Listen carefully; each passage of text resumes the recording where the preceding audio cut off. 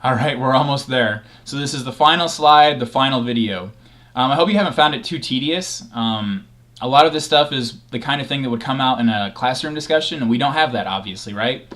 And so I wanted to give you something a little bit more interactive. I hope it's not too boring listening to me. And if you have any technical difficulties with like downloading the PowerPoints, I imagine they might be really big files now that they got these videos.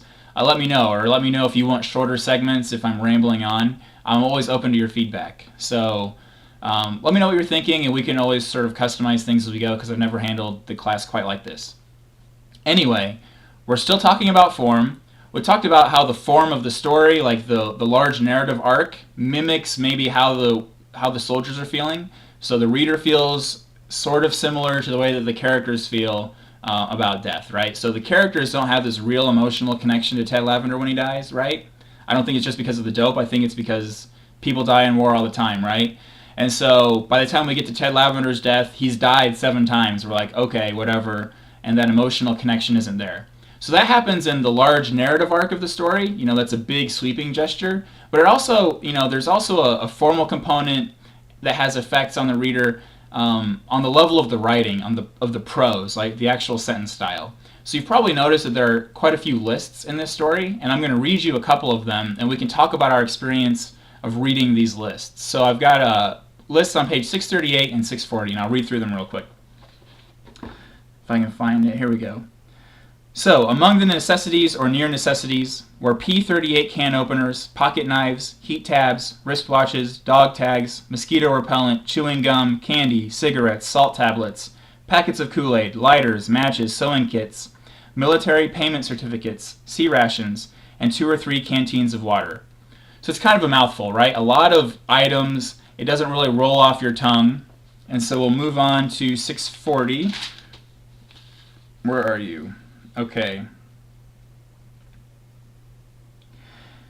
At various times, in various situations, they carried M14s and CAR-15s, and Swedish Ks and grease guns, and captured AK-47s, and Chi-Coms, and RPGs, and Simonov carbines, and black market Uzis, and 38 caliber Smith & Wesson handguns, and 66mm LAWs, and shotguns, and silencers, and blackjacks, and bayonets, and C4 plastic explosives.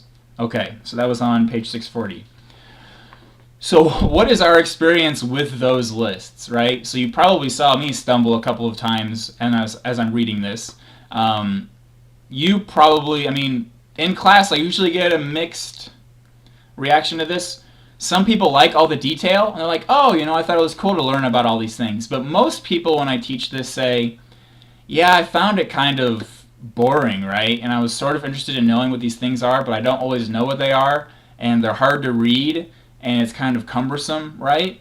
And so is there a purpose to that? Because if you're writing something, don't you want the writing to flow? Don't you want it to be elegant?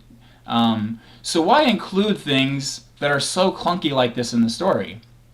And just like with the form of the plot, I think that the form of these lists is enacting something that the soldiers are experiencing in the story, okay? What are these lists about? They're about all of the things that they carry. Do you think that that is a joyful thing for these guys to do, to carry all of these items? No, I don't think so, right? In fact, when they get sick of it, they just leave stuff behind, right? Knowing that the resupply chopper is going to come in another day or two. So it's a very hard burden. Sometimes they take off their shoes, right? Isn't that part of the story somewhere? Because it's easier on their feet. So they carry this burden of carrying things. And I think that these tough lists are supposed to mimic the difficulty that these guys have in carrying the things through the war, right? So we're supposed to experience these sort of difficult, boring passages of the story in order to replicate or mimic or enact the boring, difficult marches that these guys have to go through while they carry all of these things, right? Now, of course, there's always going to be a difference between, and a large distance between what happens in real life and what happens on the page, right? As readers, we will never know what it's like in that war. Maybe if you have outside experience besides the story, you might know, but strictly as readers, the text is never going to get us all the way to that experience, right? But it can try to get us a little bit closer. And so I think by including these lists, and making us really work through some of this prose, it gets us a little bit closer to understanding what that experience is like, right?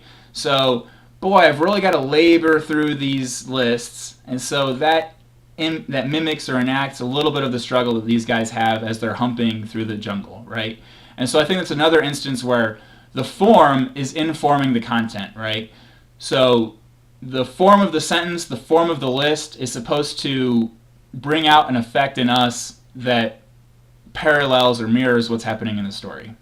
Okay, that's it for form, and I believe that's it for the things they carried.